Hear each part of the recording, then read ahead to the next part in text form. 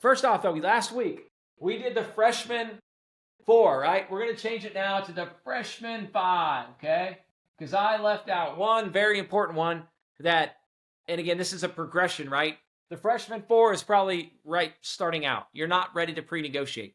But I think talking to a lot of you guys and talking to my No One Left Behind team, they want to learn, they want to do more, right? They want to be able to close deals just like me, right? Is there anybody else who would like to be closing their own deals out there? All right, there we go. Sweet. So this is the next step. It's called pre-negotiating. So we're going to put this as number 4. Pre-negotiating. Okay. So walking you down the process on your call, you're going, again, the first thing we always do is what? We're going to build rapport, right? Get to know that person, right? One of the things we talked about the deliverable is what makes that agent or that seller unique. Find that out early on. Next thing is motivation, right? And this motivation, I'm telling you, it's going to play big time into this pre-negotiation, right? I've been trying to train my teams, and this is what I want to continue to really pound the drum, guys. You've got to do this. You've got to know the motivation, right? And I think everyone is capable of figuring this out. Well, unless the agent is completely stonewalling you, and that's an objection, which maybe I'll talk through, right? So when I'm talking to somebody on that first call, I ask him, okay, so what's the situation here? Is the seller, and you guys have heard me do my calls. My tip is people sometimes call these labels, right? If anybody read the book, Never Split the Difference? It's one of my favorite negotiating books ever. He talks about labels. So I make an assumption or a label and I say, okay, I'm assuming is the seller did they get another job? Are they moving to another town? Or I might say, hey, are they downsizing? Just throw something out there, because usually then what the agent will do is correct you, right? So you want to, because sometimes agents don't want to give you anything. They're like, I can't disclose that. I can't disclose that. Be like, well, and when I get that objection, I can't tell you that. I say, okay, I understand you have to protect your client. My goal here is to actually help you guys and come up with an offer that actually solves your client's problem. And if we need to do a 3-way call, I'm happy to do that, but I really need you to help me on some of these things. And then I would probably go right into, so are they like moving? Do they have to sell the house to move? And then they might correct you and get them talking, right? And sometimes, guys, it's just all about building credibility, I've found, on these calls. Is anybody else running into that? There we go. Yep, Chris Voss, Never Split the Difference. Is anybody ever ran into an objection where they're just like, wait, I got 10 other emails from a bunch of other people just like you giving me these crazy seller finance offers, and I think it's a scam. Has anybody gotten that objection? I know Mike has. Yep. Anybody in the No One Left Behind getting running into that headway? So that's where my way to overcome that objection is, again, just be relatable, right? That's when you become more of a human, and I'm just super transparent with people. I'm like, you know what? Yeah, you're not the only one who's told me that. I'm actually looking for deals across the country, right? And then I'll say something about their market, right? Like, all right, Nashville, for example. But I really like Nashville. I think Nashville's really growing.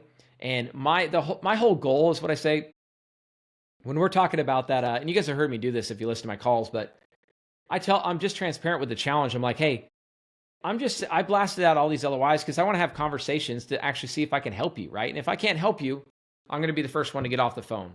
So, but back to that objection, I'm already creating them right now before I let you guys go. But the objection of like credibility and like this is a scam.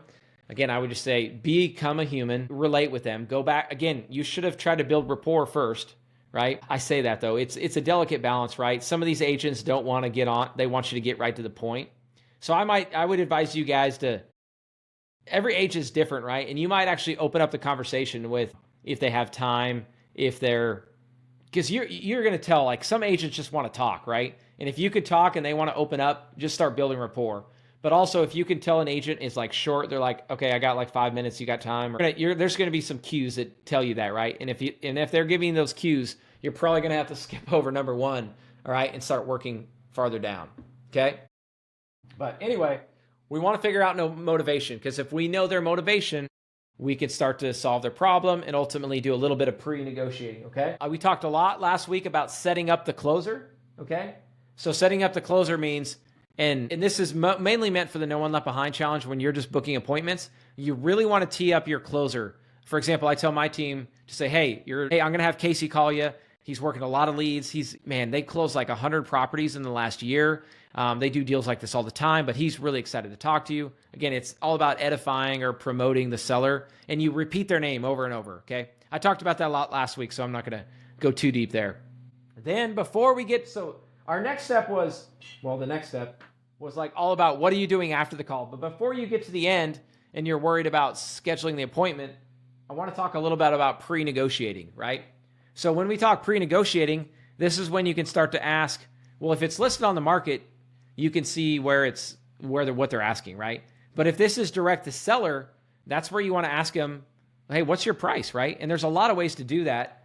And you'd be surprised how many people will open up. Like I remember when I first started doing direct to seller calls, I was always nervous to be like, okay, what's your price, right? But there's a lot of easy ways to ease into that. And I'll typically just be straight up with them, is be like, hey, so man, I don't want to waste your time. Like I want to see if I can help you. Like what were you thinking is a fair offer, right? And let them throw out a number, right? And when they throw out a number, then let me ask you guys this. Who has heard of anchoring? Anybody know what anchoring is? Raise your hand, put it in the chat. Anybody ever used anchoring? Good, James has. I would figure James has if he's read Never Split the Difference. Good, Ashley. I've taught Ashley this one well. Ashley probably knew anchoring before she joined our team though. Ashley's smart. Yep, Tony Robbins talks about it. So if you guys take one thing away from today, remember anchoring, because one of the keys to pre-negotiating is anchoring. The way you anchor is you're going to drop down a low offer to them, but this is kind of where the nuance comes in, right? How do you work in that anchor? Because what you're doing by anchoring is, let's say that person says, when you ask, hey, how much do you want for the house? And they say, I want $440,000, and that's full retail price. They'd be like, hey, okay, I can understand that. I see that Zillow listed at $440,000. And then be like, I would love to help you there, but honestly, for me to make money, we've got to be able to go in and fix this. And obviously we got to make a profit, right? I'm an investor. And if this doesn't work for you, I totally understand. But actually, and then if you can go find something to kind of support an offer, like for example, if it's in a market I've invested in, I'll be like, you know what? We actually just bought a house down the street for like $200,000. This house needed a lot of work, but we got it for $200,000. Can you believe that? And like, because now there's an anchor down here at $200K, right? Because when you throw out an anchor, in order to not get hung up on and not destroy all the rapport you built, you got to justify your anchor, right? So I always try to justify with, hey, you know what? This is what we paid for another similar house. Or you could even just throw something out there. I mean, I'm not advocating that you lie, right? But you could say, it looks like if you could find some data from what other investors paid for in the area, that's another great way to do it. Be like, hey, I saw a couple houses down your street. They only sold for $120,000 to a couple investors, right? So you're always just trying to justify your anchor, right? The other way I'll justify my anchor is, this is a really easy one. All right, I got one that everybody can do, and you don't have to have a bunch of comps, right? You don't have to have MLS access. You don't have to be a great underwriter. Here's the way I anchor, and you guys have seen me do it, right? Especially with an agent. If the house is listed at $400,000, okay, so we're going to put in $400,000 into our calculators. All right. All we're going to do is do like, and I'm going to do this as I'm talking to the agent. I'm like, okay, so you're listed at $400,000. I would love to give you the cash offer. Granted, I don't want to offend you and it's probably not the best option, but we buy all the time cash for 70% of the value. So all I'm going to do is multiply $400K by 70%. And I'm just going to tell them. So I could offer you cash at $280,000, right? And that might not be helpful, but at least you know where my cash offer is. And at that point, I'm really teed up well to go into my creative finance offer, right? So guys, I'm getting a little bit into the weeds here on like actually negotiating and doing what I do on a call, but I wanted to give you guys some little tools and tricks so you guys can start, because my goal with my team and anybody I work with in this challenge is I want you guys to be able to take this call from initially 1 through 4. All you do is build rapport, figure out motivation, set up the closer, and book the next call, right? But now I want you guys, the next step is now we're going to pre-negotiate, work this a little bit, all right? So what questions you guys have so far on pre-negotiating? And feel free to throw out some objections too. Yep, James says, I don't want to offend you with my offer. Yep, good. All right, Cynthia appreciates me getting in the weeds. Yep, there we go. All right, that's the good one, Maria. Don't want to do creative. I'm going to do that one. I'm going to make sure I answer all these questions. Yes. Sub to host waiting room. Wait, did I? Okay. Okay. Hey, just a reminder too, guys, if you haven't already, update your name when you log in. Put your name, and if you want to put your contact information, and if you're a freshman closer in your avatar, anything you want to share is super helpful, but make sure you have your name for sure. Okay. All right. Yeah, that is a great objection. All right. Seller is not interested in seller financing, right? Oh, look at these. You guys got a bunch of them coming. All right. I better go because I'm getting behind. Okay. So if they don't want to do creative, yeah, we get that one all the time. So you know how I overcome that one? That's when I run through this. I'll be like, okay, I'm an investor. I can give you the cash offer. I don't want to make you mad, but this is how I run my numbers. And everybody can do that, right? Just do 70% of what they're listed at. And then again, and now you've planted an anchor. And now maybe you could be like, so, I mean, again, back to the creative deal, it all comes down to just the motivation and the report you build, right? So if they say, no, I don't want to do creative, be like, okay, well, circling back here, it sounds like you told me the seller they've moved on. They've already bought a second house. They're just worried about this payment every month, right? You told me that every month they're just losing money because they have 2 mortgages, right? So what I'm hearing is that's the problem.